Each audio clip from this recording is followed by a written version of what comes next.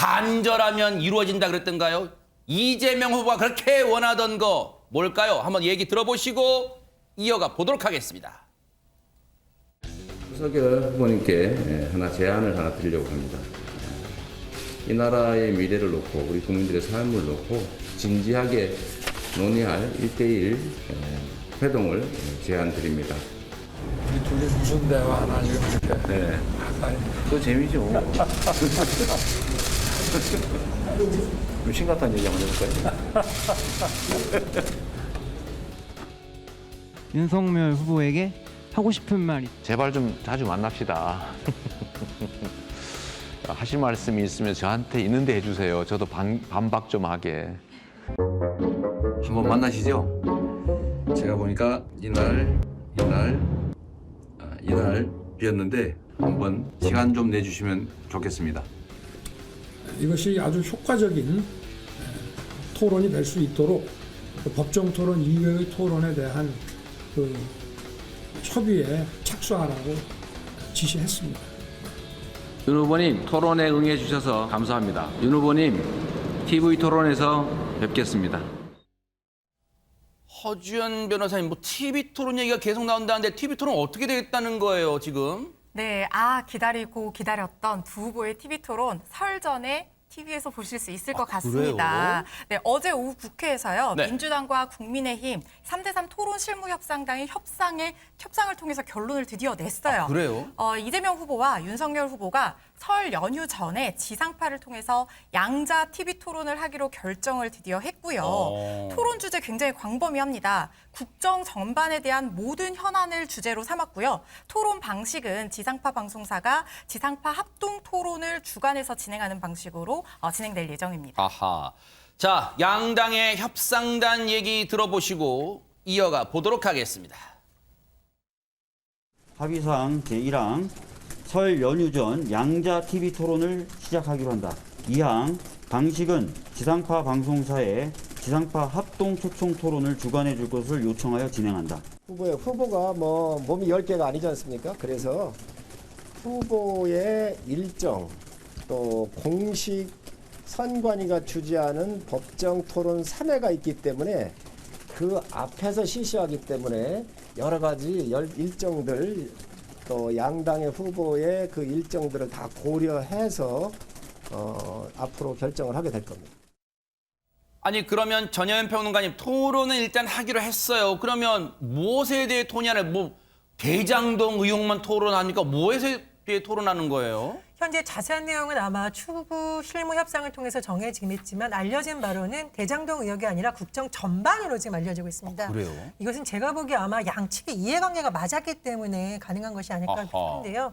일단 이재명 후보로서는 대장동 의혹이라는 것이 뭔가 중도층 확정에 걸림길이 되는 예민한 주제로 또 떠오를까 봐 좀 부담스러웠는데 국정 전반이라고 하니까 본인이 강조하는 경제나 행정의 어떤 실력을 과시할 수 있는 기회로서 활용할 수 있을 것으로 보이고요. 네. 윤석열 후보도 만약 토론이 대장동만 하자고 했을 경우 계속 안 되면 요즘 지지율이 오르고 있는 국민의당 안철수 후보보다 내가 정권 교체의 적임자라는 것을 대중에게 부각시킬 기회를 상대적으로 놓칠 수도 있습니다. 네. 그래서 양자 토론이 된다면 윤석열 후보 측으로서는 내가 이재명에게 정말 맞설 맞수다. 내가 진짜 야권 후보라는 점을 강조할 수도 있거든요. 그런 이해관계가 맞아 떨어져서 일단 국정 전반이라는 큰 틀만 합의가 나온 것으로 보입니다. 야, 일단은 거의 자유주제예요. 모든 주제 한다는 거예요. 그런데 그렇다면 이 후보는 양 후보는 상대 후보의 어느 지점을 공략하려 할까요? 파고들려고 할까요? 이미 두 후보는 각 당의 경선 과정에서 연습 문제 풀어봤을 거예요. 그 영상 보시고 이어가 보도록 하겠습니다.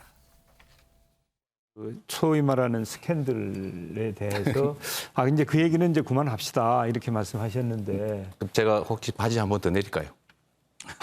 그거하고는 다른 어떻게 하라는 겁니까? 어제 조금 저는 되게 민망했어요. 막 하도 답답해서 한두 번도 아니고 근거도 없는 일을 우리 그 해서 토론의 품격을 떨어뜨리니까 네, 그 정도 하시고요. 그다음에 이제 정책 질문 유감스럽게 하겠습니다. 생각합니다. 네. 여기서 이익 본 거는 토건 세력이고 여기에 유착해서 이익 본 사람도 국민의힘이죠. KBS 9월 17일 보도를 보고 그렇게 아셨다고 답변을 했어요. 그렇다면 수년 동안 그걸 모르셨다는 얘기일 텐데 어떻게 모를 수가 있었을까? 자, 이게 원래 토건 세력들이 그 땅 일대를 다 사놨습니다. 제가 그걸 못하게 막은 거죠. 시의 이익을 확보하는 걸 했는데 그게 이미 당시 70%가 넘었단 말이에요. 그러면 잘한 거 아닙니까? 아니, 잘했냐 못했냐를 제가 여쭙는 것이 아니고 9월 17일에 아셨다 그랬는데 그 이전에 어떻게 모를 수 있었느냐 이걸 여쭙는 것입니다. 최초에 이 땅을 매입했던 토건 세력들은 구속되면서 다 사라진 줄 알았습니다. 그것을 17일에 저는 그때 알았다고 당시에 말이죠? 몰랐고 KBS 보도 보고 이 연습 문제를 통해서 아마 윤석열 후보는 첫 포인트를 공격 질문에 넣을 가능성도 커요. 왜냐하면 이재명 후보를 둘러싼 일종의 스캔들, 그리고 지금도 여전히 수사가 진행 중인 대장동 의혹. 그렇다면 윤석열 후보는 경선 과정에서 어떤 문제로 진땀을 흘렸을까요? 그 모습도 보시고 이어가 보도록 하겠습니다. 김영현이가 이런 말을 했어요. 군사적 균형을 깨지 마라. 이렇게 경고를 했어요. 누가요? 군사적 균형을 깨지 마라. 경고를 했어요. 거기에 대해서는 어떻게 이야기합니까? 제가 잠깐 못 들었습니다. 누가 얘기했다고요? 김여정이가 북한에 군사적 균형을 깨지 마라. 이래 문재인 대통령한테 경고를 했어요. 언제 했습니까? 이번에?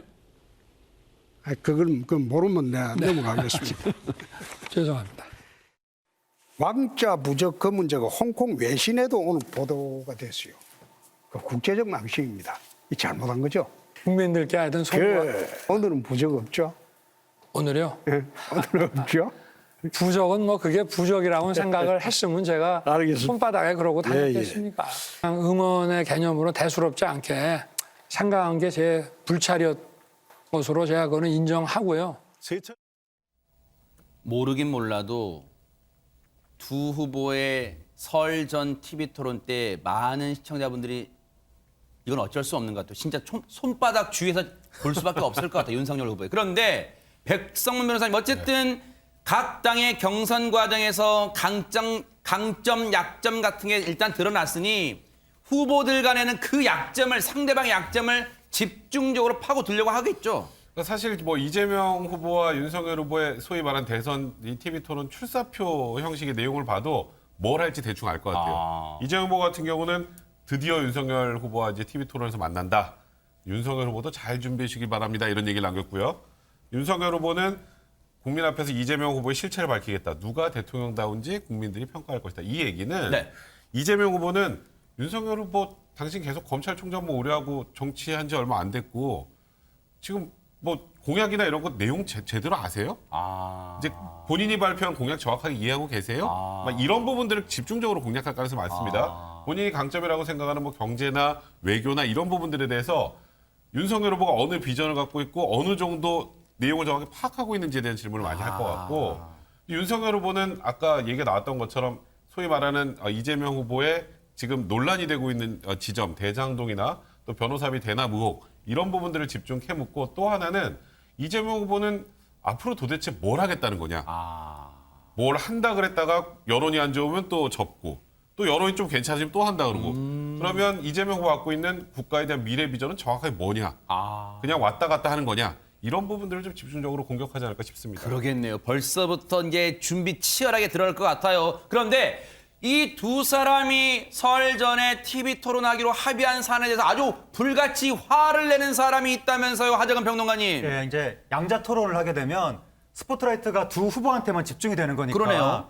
그 스포트라이트 밖으로 벗어나는 사람들은 불만을 가질 수밖에 없는데 특히 최근에 상승세였던 안철수 후보가 상당히 지금 불만감을 표출하면서 그러겠네요. 그건 정말 공정하지 못하다고 본다. 어떻게 두 자릿수 지지를 받고 있는 후보를 배제할 수 있는가. 그러한 지지율 뒤에는 그 후보를 지지하는 국민들이 있는 것이다. 그런 후보를 무시하는 행위다라고 강력하게 지금 불만을 표출했고 그리고 정의당에서는 심상정 후보가 잠적 중이라서 직접 의견을 얘기하지는 않았는데 정의당 뭐 차원에서 잠적보다 칩거라고 표현하겠습니다. 칩거 중이라서 의견을 내진 않았는데 정의당 차원에서 뭐라 그랬냐면 선수가 경기 규칙에 개입하겠다는 인위적인 정치 거래다, 네. 주객전도다, 어불성설이다 이러면서 불쾌감을 표시했습니다. 국민의당과 정의당도 지금 당 차원의 입장을 내면서 불같이 지금 비판하고 있어요. 그 얘기 마저 들어보시고 이어가 보도록 하겠습니다. 자기들끼리만 TV 토론을 한다니 도대체 무슨 의도입니까? 안철수 후보가 치고 올라오니까 적대적 공생관계로 돌아가서 기득권을 지키겠다는 것입니까? 3자 구도를 막고 어떻게 해서든지 양강 구도를 지켜보자는 치졸한 담합을 하는 것 아니겠습니까? 국민들이 선택 기준을 정할 것입니다. 언론 초청이 아니라 두 당이 합의해서 우리 둘이만 토론하겠다. 그렇게 해서 언론에 강제하는 것 있을 수 없는 일입니다. 양 후보의 이러한 행위는 여러 불법 비리 의혹을 받고 있는 양 후보가 서로의 방패막이가 되어주겠다는 이런 담합 행위가 아니면 도저히 일어날 수 없는 일이라고 생각합니다.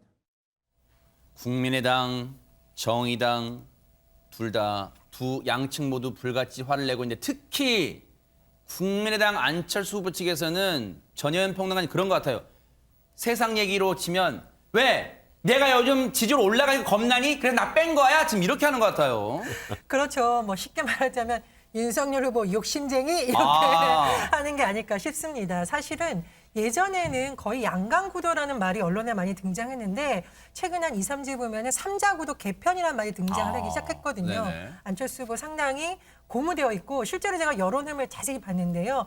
예전에는 두 후보 중심으로 기사가 배치되는데 요즘은 안철수 후보도 많이 등장을 합니다. 그리고 후보 단일화 얘기가 나오면서 또 관심이 가고 있거든요.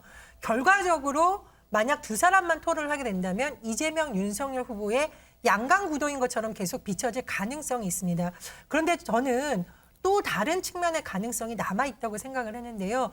사실 안철수 후보가 상대적으로 언론의 주목을 덜 받았지만 이재명, 윤석열 후보가 네거티브 공방을 너무 오래 하다 보니 상대적으로 또 안철수 후보가 그 시기에 올라가는 현상도 우리가 계속 봐왔거든요. 만약 양자 토론이 되더라도 두 후보가 예전에 나왔던 네거티브 의혹을 재탕하는 수준이 된다면 그 가운데서 또 안철수 후보가 반사 이익을 볼 가능성도 있습니다. 그러네요. 네. 그래서 앞으로 토론이 어떻게 진행이 될지 또 정말로 국민들이 알고 싶어하는 주제에 관심이 모아질지 그 부분은 앞으로 조금 더 지켜봐야겠습니다. 네. 들으신 것처럼 국민의당과 정의당은 왜 너희들만 하니? 이런 비판 목소리가 큰데 그렇다면 더불어민주당과 국민의힘은 이에 대해서 어떤 입장들일까요? 한번 들어보시고 이어가 보도록 하겠습니다. 양자가 모여서 회의했기 때문에 저희 둘이 회의하면서 사자 토론에 대해서 얘기하는 건 월권이죠. 민주당 입장은 사자 토론 제안이 들어와도 저희들은 수용하겠다는 겁니다. 지금은 양자 토론으로 얘기가 됐고 양자 협상을 한 겁니다. 그래서 만약에 그걸 한다면 후보의 일정이나 모든 거가 새로 끼어들어가야 되기 때문에 그거는 지금 현재 좀 고민을 해봐야 될 사항입니다. 근데 백성문 변호사님 지금 민주당과 국민의힘이 미묘하게 사자 토론 가능성에 대해서는 아주 입장이 미묘하게 갈리네요 지금. 제가 지금 뭐 민주당의 박주민 의원이나 국민의힘 성일종 의원의 마음속으로 한번 들어가 보면 민주당 박주민 의원은 제발 사자 토론했으면 그래요? 인 것 같고요. 그리고 성일종 의원은 사자 토론이면 우린 안 해. 왜냐하면 민주당 입장에서는 사실 지금 정의당의 심상정 후보는 지지율이 잘 못 오르고 있는 상황이잖아요. 그러니까 같이 나가도 어차피 진보의 대표 주자는 이재명 후보라는 생각을 할 겁니다. 그런데 일단 국민의힘의 윤석열 후보 측 입장에 생각을 해보면 사실 혼자 나가면 보수의 대표 주자는 나야. 그리고 안철수 대표와 윤석열 후보 간의 단일화 얘기가 나오지 지금 안철수 후보하고 이재명 후보 간의 단일화 얘기는 안 나오잖아요. 그러면 윤석열 후보 혼자 나가 있으면 사람들이 이쪽 후보가 쉽게 말해서 이쪽 대표구나 라는 인식을 하게 되고 밴드웨건 효과라는 게 생겨서 이쪽으로 몰아줘야 되겠다는 생각이 생길 수 있어요. 그러니까 국민의힘 입장에서는 안철수 후보하고 같이 하면 불편하죠. 그럼 동등한 그런 경쟁 관계처럼 보이기 때문에 그런데 민주당 입장에서는 안철수 후보하고 윤석열 후보가 저쪽 편에 같이 있으면 저쪽 지지율 자기들끼리 나눠먹고 싸워야 되는 상황이 연출이 될 거니까 민주당 입장에서는 사자 토론도 수용이라고 나오지만 마음속은 이왕이면 사자 토론. 국민의힘은 아까 보셨죠?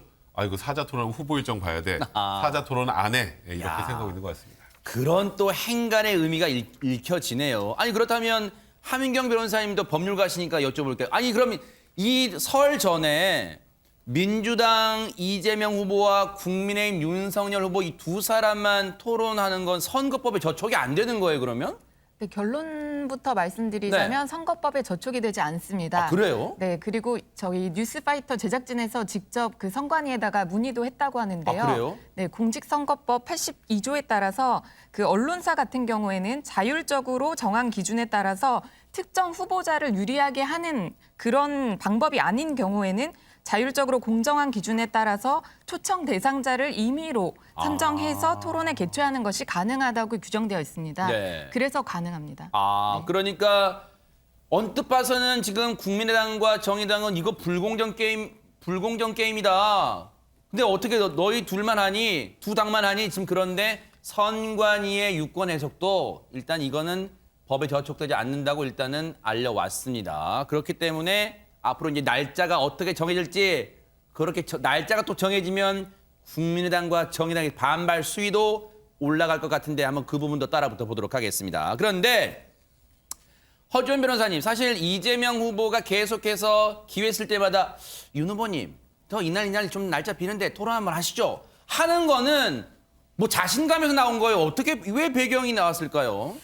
아마 이재명 후보가 지금 고구마 먹고 물 안 먹은 것처럼 답답한 이유가 있습니다. 왜냐하면 지금 지지율이 답보 상태를 보이고 있어요. 네. 사실 신년 여론조사에서 골든크로스 상황을 딱 맞이하면서 뭔가 이재명 후보가 표정 관리를 좀 해야 될 정도로 약간 우세한 그런 우위가 점쳐지기도 했었는데 아하. 이게 지금 여기서 지지율 40%대의 벽을 넘지를 못하고 답보 상태를 보이고 있는 겁니다.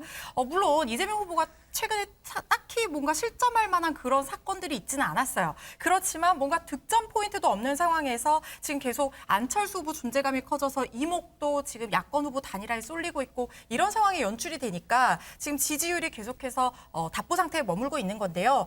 한국 리서치 4개 여론조사 기관이 10일부터 12일까지 실시한 전국 지표조사 따르면 이 후보 지지율 일단 4개 기관 여론조사는 한번 읊어볼게요. 저 아래줄에 나옵니다. 엠브레인 퍼블릭, K-스탯 리서치, 코리아 리서치, 한국 리서치. 어느 한 군데가 한 게 아니라 4개 기관이 같이 했군요. 네, 말씀해 주시죠. 맞습니다. 이게 네네. MBS라고 해서 전국 지표조사 4개 기관 같이 하는 조사인데요. 네. 이 후보의 지지율은 37%고요. 이게 지금 이전 주에 조사했던 36% 지지율과 1%포인트밖에 차이가 나지 않잖아요. 그러니까 큰 변화가 없는 거예요. 네. 또 여론조사 기관 갤럽에서 최근에 4번 조사를 한 것을 종합해서 보면은 네. 이재명 후보 지지율이 모두 36%에서 37%대에서 정체 중인 상황이다. 이런 지금 추이가 읽히고 있습니다. 반면 지금 윤 후보 같은 경우에는 하락세가 잦아들고 있으면서 사실 신년 여론조사에서 이재명 후보와 거의 10%포인트까지 차이가 났었는데 지금 조사에서 보면요. 지난 조사보다 5%포인트 급상승한 31% 지금 기록을 하고 있거든요. 그래서 격차가 점점 줄어들고 있는 상황에서 이재명 후보가 더 지지세를 회복하지 못하고 있는 그런 상황이 지속되고 있는 겁니다. 이게 이재명 후보의 지지율이 박스권에 갇혀있다, 틀 안에 갇혀있다라고 하는 게 국민의힘 측에서 그냥 공세로만 하는 줄 알았더니 여론조사 추이를 봤더니 실제로 그런 게 느껴지는데 전혜연 평론가님 왜 그러면 이 박스권에 갇혀있고 마의 40% 틀을 못 넘는다고 봐야 될까요? 요즘 7자가 유행이니까요. 7자를 해보겠습니다. 아하. 문제는 중도 확장입니다. 아하. 그러니까 정권 교체 여론이냐, 정권 재창출이냐를 비교해 봤을 때 정권 재창출 수치와 이재명 후보의 지지율 수치가 큰 차이가 없게 나타나요. 그러니까 모일 수 있는 사람은 다 모였는데 그렇다면 아직 마음을 정하지 못하거나 양측을 비교하고 있는 중도층이라든가 부동층을 아직은 적극적으로 좀 흡수하는 데 한계가 있다. 이렇게 분석을 할 수 있겠는데요. 네. 그렇다 보니까 아마 이재명 후보 측은 7자로 줄여보면 이 전략을 쓸 것 같습니다. 경제 능력자 나야. 각종 여론조사 후보에서 세밀하게 문항을 묻는 경우가 있어요. 뭐 경제를 잘할 후보는 누구입니까? 네. 민생 문제를 잘 해결할 후보는 누구라고 생각하십니까? 라면 그쪽에서는 또 이재명 후보가 강세를 나타냈던 일부 여론조사가 있습니다. 그래요? 그렇다 네. 보니 이재명 후보가 아마 설 연휴라는 중요한 시점을 앞두고 요즘 뭐 부동산이라던가 맞아요. 굉장히 네. 중요한 사안에서 계속 메시지를 내고 있잖아요. 아하. 그래서 아마 나는 대통령으로서 적격자라는 점을 더 부각시키지 않을까 그런 생각이 듭니다. 네.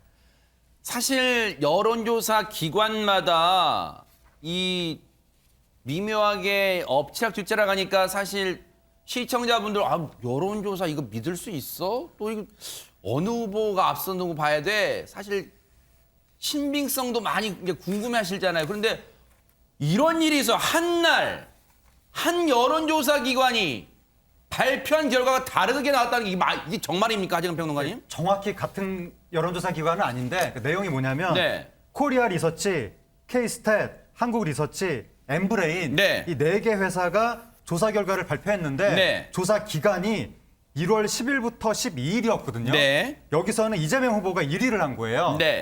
이 윤석열 후보를 9%포인트 앞섰는데 그런데 코리아 리서치가 MBC 의뢰를 받아서 1월 11일부터 12일까지 조사를 했는데 하루 차이가 있죠.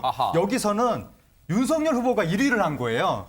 이재명 후보를 6%포인트 앞섰는데 그러니까 이게 100% 똑같은 기관은 아니지만 코리아 리서치가 겹쳤거든요. 거의 포함되어 있네요. 진짜 MBS 조사에. 기간도 하루 차이인데 거의 유사한 기간인데 어떻게 1위 후보가 한쪽에선 이재명 후보 또 다른 쪽에선 윤석열 후보가 나오고 윤석열 후보 지지율이 그 2개의 조사 간에 10%포인트 가까이가 차이가 나거든요. 이건 편차가 너무 심한 거 아니냐. 그리고 정당 지지율도 한쪽 조사에서는 민주당이 1위를 한 걸로 나왔는데 또 다른 조사에서는 국민의힘이 1위를 한 걸로 나오고 2개의 조사 사이에 국민의힘 지지율이 12%포인트가 격차가 벌어지는 거예요. 그러다 보니까 이런 여론조사를 우리가 어디까지 믿어야 하느냐.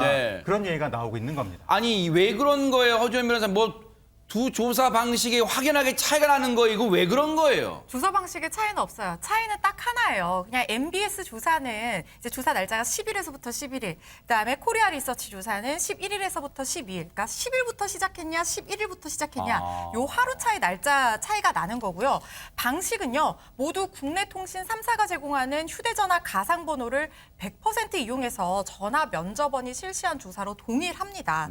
MBS 조사한 관계자도 이상하다라고 얘기를 했어요. 일단 두 조사는 조사 방식도 똑같고 조사 시기도 거의 같은데 왜 이렇게 서로 다른 결과가 나왔는지 파악하기 위해서는 내부적으로 좀 더 면밀한 검토가 필요하다 이렇게 입장을 밝혔습니다. 물론 여론조사 기관들도 진짜 공신력을 담보하기 위해서 부단히 애를 쓰겠지만요. 정말 더 면밀하게 해야 될 것 같아요. 조사 진행을요. 그런데 지금 엎치락뒤치락 지지율이 그리고 여전히 안개 속 싸움이다 보니까 후보들의 신경전 또한 치열할 것 같은데 얘기 한번 들어보시고 이어가 보도록 하겠습니다. 원래 아는 만큼 보이는 겁니다. 그리고 자기가 본 자기의 눈으로 세상을 보죠.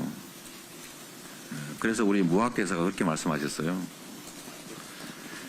돼지 눈에는 돼지만 보입니다. 저는 우리 왕께서 부처로 보입니다. 이렇게 말씀하셨죠. 저 발언이 참 미묘합니다. 비유를 예전에 무학대가 했던 말이라지만 동물을 끌어들였어요. 혹시 의도가 있습니까? 전현 평론가님. 제가 보기에는 비유법을 쓴 것 같은데요. 예전에 윤석열 후보가 청약통장 관련 발언으로 좀 곤혹스러웠던 적이 있습니다. 그래서 아마 윤석열 후보가 부동산 정책을 잘 모르니까 쉽게 말을 하는 것 같다라는 비판을 하려고 이 비유법을 쓴 거로 보이고요. 저는 사실 그 내용보다 왕 얘기를 한 것이 그 왕자 부족 때문에 워낙 시끄러웠으니까 그래서 당시에 이재명 후보 측에서 누구는 왕이 되려고 누구는 국민을 위한 머슴 봉사하는 사람이라고 비유한 적이 있거든요. 그런 부분을 또 살짝 찝은 것이 아닌가 그런 해석이 되네요.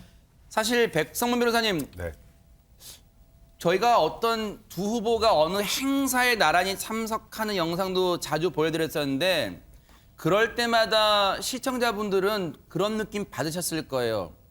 먼저 말을 거는 쪽은 주로 이재명 후보예요. 먼저 말을 걸면 자연스럽게 합니다. 예를 들어서 머리 좀 어떻게 많이 심으셨어요? 이런 것도 물어보고 아까도 어떤 행사 갔을 때 자연스럽게 먼저 윤석열 후보에게 자연스럽게 웃으면서 이 대화를 던집니다. 그런데 내용을 들여다보면 부드럽기보다는 좀 시체말을 긁어요. 그런 대화가 많아요. 근데 이재명 후보가 원래 좀 굉장히 강한 이미지가 좀 도드라졌었는데 그런 부분들을 좀 희석시키기 위해서도 윤석열 후보 만날 때는 먼저 좀 굉장히 다정하게 다가가고 외모도 이제 얘기도 하고 머리 심는 얘기도 좀 하고 좀 그런 그 모습이 보이는데 실질적으로 보면 이재명 후보가 훨씬 메시지는 강합니다. 지금 보시는 것처럼 물론 뭐 윤석열 후보한테 돼지라고 직접 한 건 아니지만 인용을 하면서도 마치 굉장히 당신은 정책에 대해서 아는 게 없어. 이 얘기를 계속 끊임없이 하고 있는 거예요. 그러네요. 그러니까 다정하게 얘기는 하지만 어찌 보면 속마음에는 당신은 아직 대통령 될 자격이 없어. 이 얘기를 계속 꾸준하게 지금 진행을 하는 것 같은데 그건 이재명 후보의 본인 스타일인 것 같기도 하고 최대한 부드럽게 보이려고 하지만 본인의 속마음은 저 소위 말하는 저런 하나의 메시지 같은 것으로 다 드러나는 게 아닌가 싶습니다. 야. 이에 대해서 이렇게 공세에 나서니까 이재명 후보가 공세에 나서니까 윤석열 후보는 직접 대응이 아니라 대리전일까요? AI 윤석열을 내세웠는데 뭐라고 했는지 들어보시고 이어가 보도록 하겠습니다. 이땡땡님 글 잘 봤습니다. 많이 초조해 보이십니다. 메시지는 그렇게 쓰는 게 아니라고 저는 배웠습니다. 윤석열 선대본부에 메시지 기가 막히게 잘 쓰는 인재들이 있으니 와서 한번 교육받고 가시는 게 어떨까요? 교육비는 화촌대유에서 계좌이체로 받겠습니다. AI 윤석열 통해서 이땡땡님 했지만 바로 누가 봐도 이재명 후보를 언급하는 거 알겠죠? 근데 글을 잘 봤습니다 이랬어요. 아니 무슨 글을 이재명 후보가 올렸기에 저렇게 AI 윤석열 통해서 반박한 걸까요? 네, 이재명 후보가 13일 페이스북에 글을 올렸는데 짧은 글을 올렸어요. 네. 요즘 대선 키워드가 쇼츠잖아요. 네. 16글자 단문 메시지로요. 더 나은 변화는 이재명, 더 나쁜 변화는 윤석열. 이런 글을 올린 거에 대해서 지금 저렇게 AI 윤석열이 대답을 하는 모습인 겁니다. 야, 국민의힘의 선대본부에는 지금 하민경 변호사님처럼 대변인단이 있는데 왜 대변인은 하민경 변호사님 통해서 반박하지 않고 AI 윤석열 통해서 반박했을까요? 하민경 변호사님. 사실 그 이재명 그 선대위에 있는 소위 이제 홍보를 담당하고 계시는 쌀집 아저씨, 네, 그분이 말씀하신 거는 이재명은 이제까지 뭐 영리하다 표현하시고 윤석열은 소탈하다 이렇게 표현을 하셨는데 사실 영리한 이재명 후보가 이렇게 냈다고 얘기하기에는 정말 메시지가 더 나은 변화 이재명, 더 나쁜 변화 윤석열. 사실 어떻게 보면 정말 메시지 자체가 뭐 답변하기에도 참 그런데 그래서 저희 쪽에서는 네. 이제 뭐 얘기하기를 저희가 AI 윤석열 같은 경우엔 지금 이제 뒤에서 보이시지만 그 이재명 후보의 눈을 가리고 그다음에 재명이라는 이름을 지우고 저희가 AI 윤석열 같은 경우에는 저희 청년 보좌진들이 이제 메시지를 냅니다. 그래서 그래요? 네, 청년 보좌진들이 대응을 하는 것이 더 적절하지 않겠느냐라는 그런 판단에서 저희가 AI 윤석열로 저희가 답변을 했습니다. 그렇군요. 청년 보좌역들이 일단 많은 일을 좀 하고 있습니다. 저런 또 대응의 주도적 역할을 하고 있는데 지금 이렇게 구도가 앞서 말씀드린 것처럼 설 전에 양자 토론, 이재명, 윤석열 이렇게만 흘러가니까 지금 시쳇말로 뿔이 잔뜩 난 후보가 바로 이 후보잖아요. 바로 그런데 어제 이런 모습, 이런 행보도 보였답니다. 그 영상 보시고 이어가 보도록 하겠습니다. 요즘 집값이 많이 비싸져서 네, 그렇죠. 집값 조금만 낮춰주면 좋을 것 같습니다. 예. 많이 좀 낮춰줘. 청년 안심주택 5년 동안 50만 호 공급 그 약속 꼭 지키겠습니다. 아, 의사 후배들이구나. 네. 예. 본과 4학년이고 앞으로의 진로가 다양해야 될 나이에 가장 어떻게 보면 절망해 있고 반드시 더 좋은 날이 올 거예요. 네. 의사가 어렵지만 굉장히 좋은 직업이라고 전 아직도 굳게 믿고 있어요. 힘들어도 용기 내시고 네, 감사합니다. 건강하시고.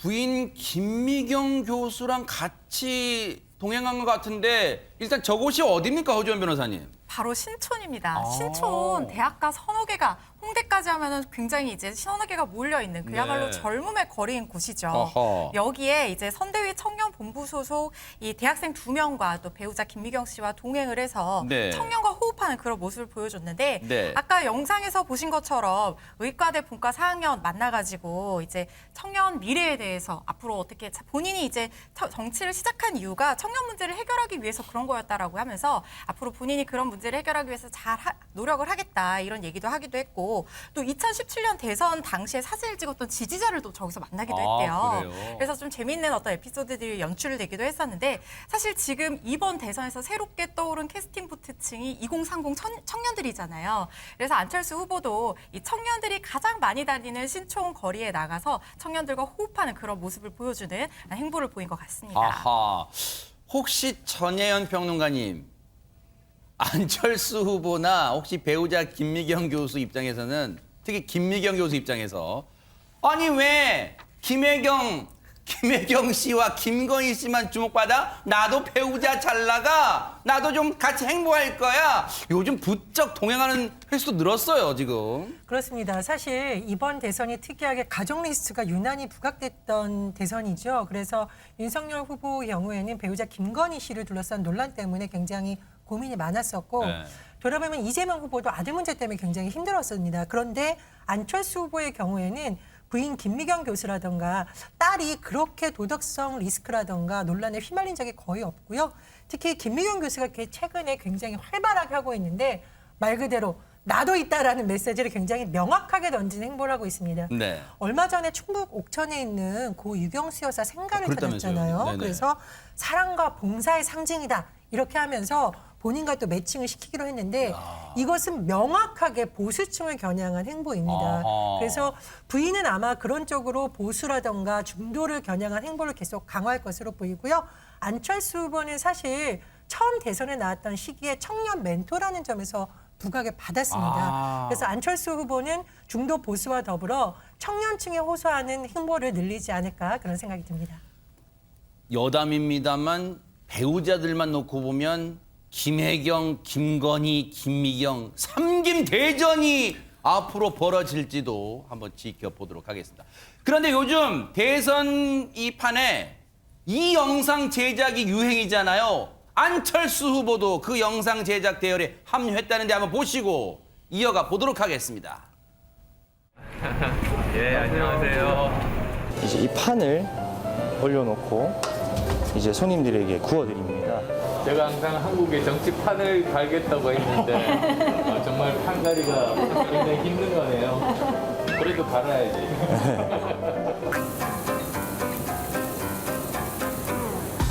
배달도 잘 되고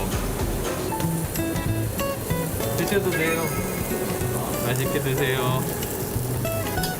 고기 엄청 맛있네요. 예, 안녕하세요. 배변팩으로 이렇게 꾸깃꾸깃 해가지고 애들 밑에 있는 거 다 하면 되죠.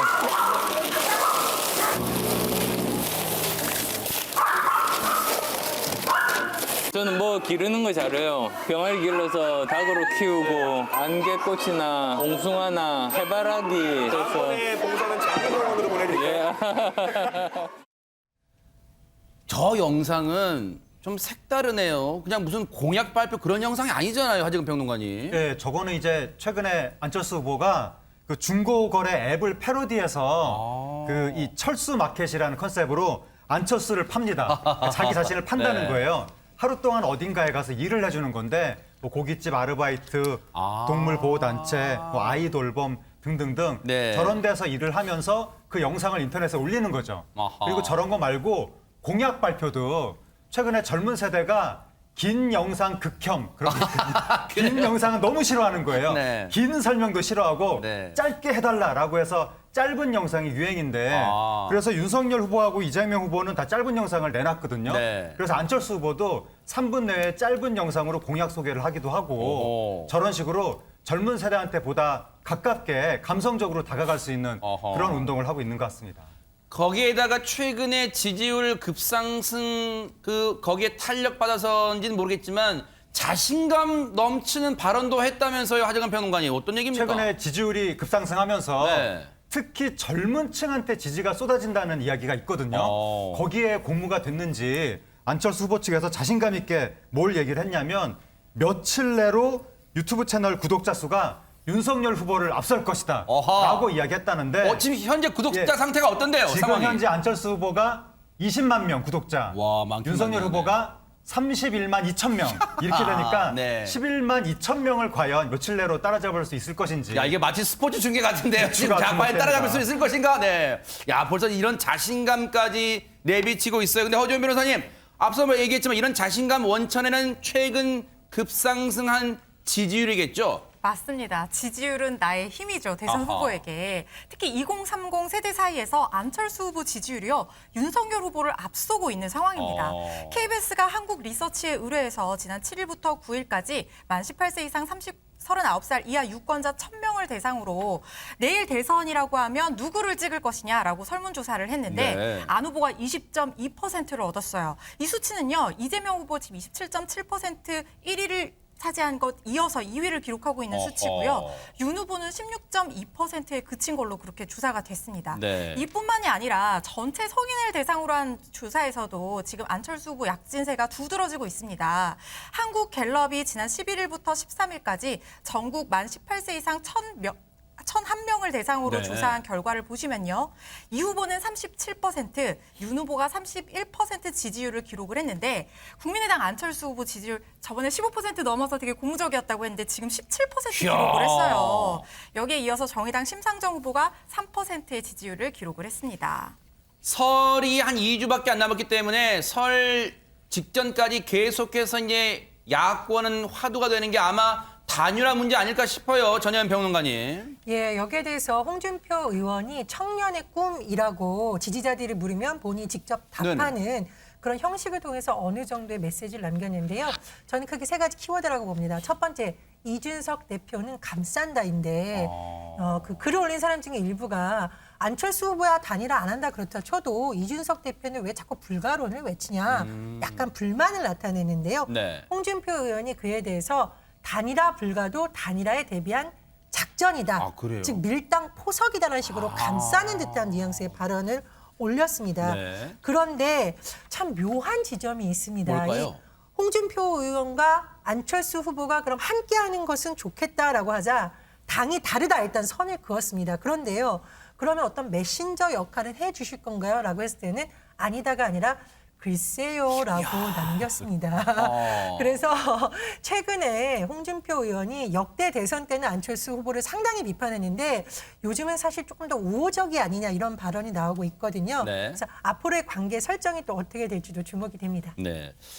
예전에 홍준표 의원이 영상 찍은 것 중에 앵그리버드 그거 뭐 패러디해서 뭐 옷도 입었잖아요. 근데 정말 버럭한 일이 있었다면서요, 백성원 변호사님. 최근에 홍준표 의원이 다음번에 대구시장에 출마하려는 게 아니냐 이런 뭐 예상들이 좀 있어서 뭐 경남지사도 하셨고 당대표도 하셨고 뭐 대구시장까지 정말 혼자 다 해먹는 거 아니냐 이런 질문에 뭐 대구시장이 무슨 해먹는 자리냐 이러면서 버럭하셨다고 하는데요.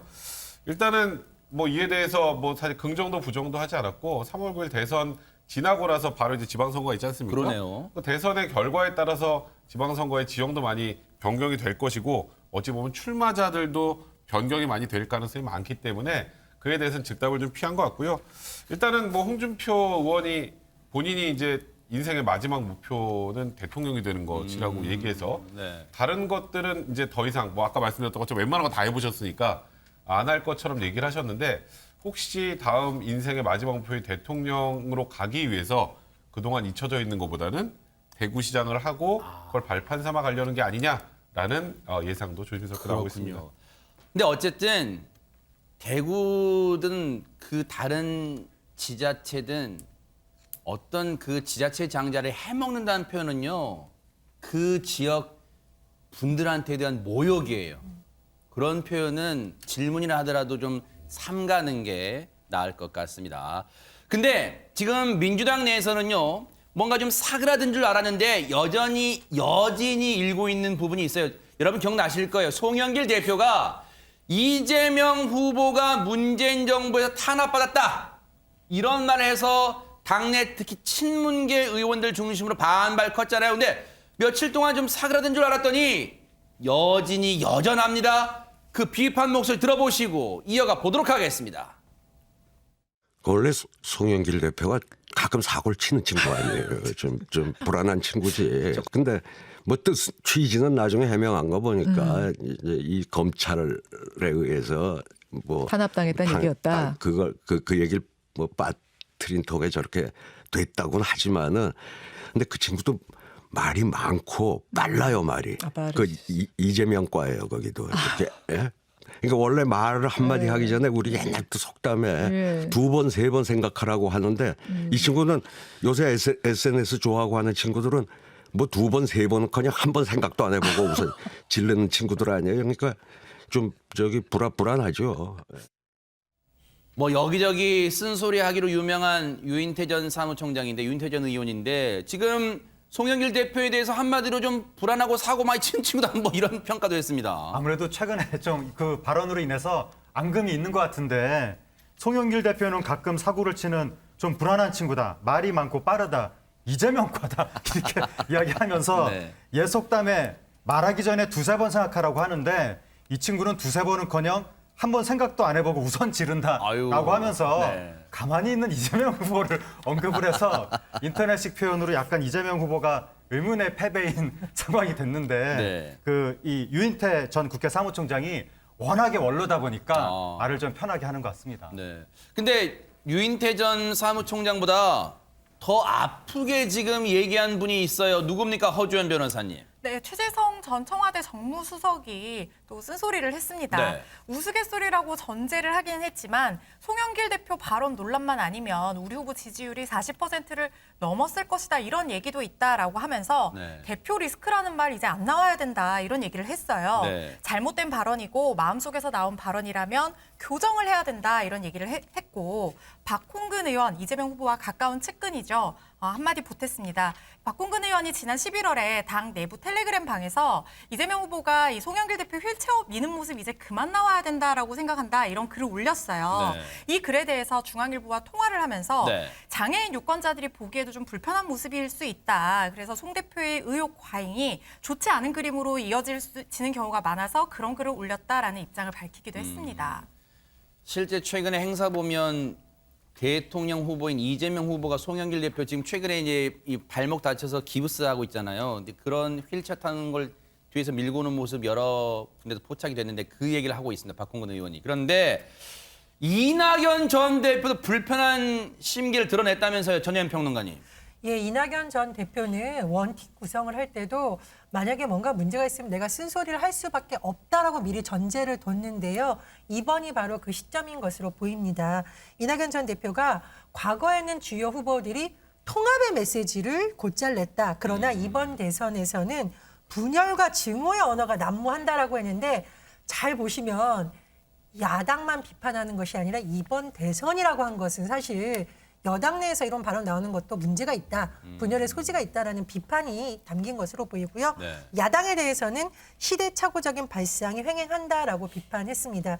근데 제가 사실 민주당 관계자분들 취재를 하다 보면 아마 송영길 대표가 이제 지금 몸을 수술한 이후에도 열심히 하는 부분에 대해서는 대다수가 인정을 하지만 의혹이 너무 넘치다 보니 자꾸 해명을 하거나 뒷말을 하는 메시지가 아니냐에 대해서는 우려의 시각이 있는 건 사실입니다. 그래서 그런 부분에 대해서 다시 한번 생각을 해보시고 특히 유인태 전 사무총장님 하신 말씀을 약으로 삼으시면 어떨까 그런 생각이 듭니다. 근데 일각에서는 백성문 변호사님 이게 단순히 그 발언 때문만이 아니라 몇 수 앞을 내다본 지금 갈등 경쟁 관계다 그런 얘기가 있어요. 그러니까 뭐 대선 끝나고 8월 달에 이제 전당대회가 예고돼 있는데 그때 이제 소위 친문과 비문 간의 이 소위 세력 다툼을 위해서 송 대표가 이런 얘기를 한 것 아닌가 뭐 이런 얘기까지 있는데 그건 송영길 대표의 발언을 너무 심오하게 분석한 것 같고요.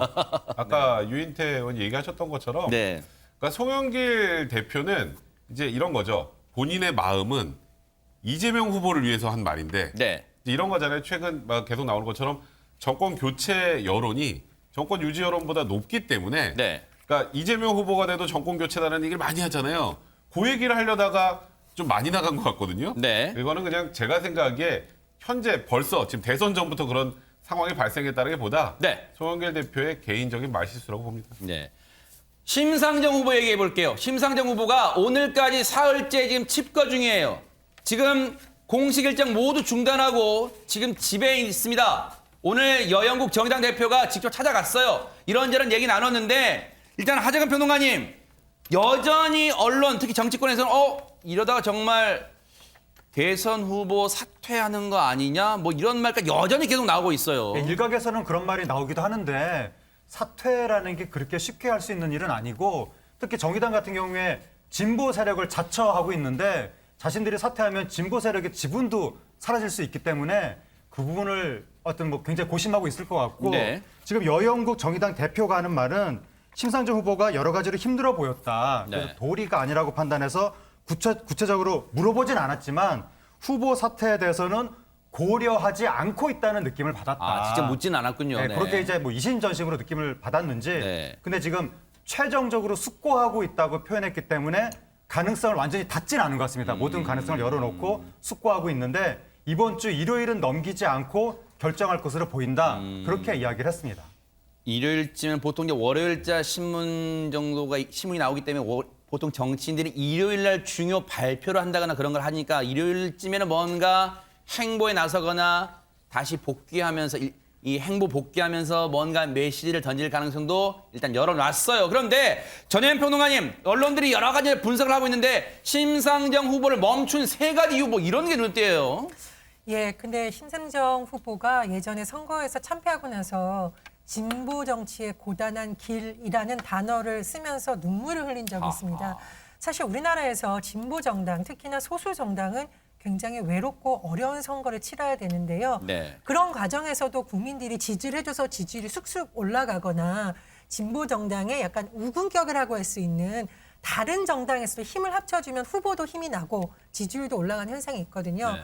그런데 이번 같은 경우에는 참 안타깝게도 심상정 후보가 굉장히 어려운 환경에 여러 가지 요인이 겹쳐져 있습니다. 네. 첫 번째는 보통 3자 구도가 재편이 되면 여야 거대 정당과 진보 정당이 들어가는 구도가 많이 형성되곤 했었잖아요. 과거에 노무현, 이회창, 민주노동당 권영래 후보가 그러네요. 나섰을 때 또 TV 토론에서 굉장히 유행어 맞아요. 살림살이 나아지셨습니까? 맞아요. 라고 하면서 또 주목을 받았는데 이번 선거는 지금 선거가 다가오고 있는데 여야 거대 정당 후보와 안철수 후보의 3자 구도 개편이 되는 모습이 네. 첫 번째 요인으로 보이고요. 두 번째는 노동계와 진보 진영이 단일화하라는 일각의 요구가 있었습니다. 예를 들면 네. 뭐 노동당, 녹색당 다 힘을 합쳐야 되는데 아직까지 그런 구도는 만들어지지 않았고요. 네. 세 번째로 이게 참 묘한 부분인데 일부 여론조사의 경우에는 지금 허경영 후보가 오히려 심상정 후보를 앞서고 있다는 조사 결과도 일부 나오고 그래요? 있어요. 그러다 보니까 심상정 후보로서는 지금 정말 어떻게 보면 절체절명의 심정을 안고 지금 무언가 바꾸지 않으면 안 된다라는 어떻게 보면 정말 충격 요법을 택할 수밖에 없다라는 고민을 하고 있는 것으로 해석이 됩니다. 이런 가운데 심상정 후보 칩거 중입니다. 응원 물결이 이어지고 있다면서요, 허주원 변호사님. 맞습니다. 심상정 후보 경기도 고양시 거주하고 있는데요. 집 앞에 심상정 후보 힘내세요라고 적힌 꽃바구니와 동네에 또 심상정 후보 힘내세요라는 내용이 적힌 플래카드 걸려 있다고 합니다. 심상정 후보가 지금은 다소 이제 그 지지율의 고전을 면치 못하고 있는 부분이 있기는 하지만 사실 지난 대선에서 6% 지지율을 기록했던 굉장히 저력 있는 후보예요. 이런 응원에 힘입어서 칩거를 끝내고 나면 어떤 답을 들고 나올지 귀추가 주목이 됩니다. 지금 심상정 후보 마음이 진짜 속이 아닐 텐데 정의당도 지금 침울한 상태인데 이 와중에 진짜 불난데 기름 부은 사람이 있다면서요, 백성원 변호사님. 네, 허경영 국가혁명당 대표가 본인 입장에서 덕담인지는 모르겠는데 허경영이 대통령이 당선이 되면 득표수비의 명예부통령으로서 심상정 후보에게도 장관 임명권 드립니다. 낙담하지 마세요. 이런 얘기를 남겼는데 허경영 후보 입장에서는 본인이 좋은 의미로 했는지 모르겠습니다만 심상정 후보 입장에서는 굉장히 기분 나쁠 수밖에 없는 것 같고요. 네. 사실 이걸 왜 남겼을까요? 허경영 후보가? 왜일까요? 내가 당신보다 지지율 높지롱 이거거든요. 아유 세상에. 그러다 보니까 허경영 후보의 이 메시지가 고지고대로 들리지 않고 심상정 후보나 정의당 입장에서 굉장히 좀 불쾌할 것 같습니다. 사실 여기뿐 아니라 하민경 변호사님, 허경영 후보가 안철수 후보에 대해서도 불만 제기하고 그래요. 안철수 후보가 어디 가서 이제 유일하게 군대 갔다 온 후보다 하니까 지금 허경영 후보가 나는 월남 참전용사야 또 이렇게 반박하기도 했는데 일단 허경영 후보의 행보 간략하게 좀 평가해 주시죠.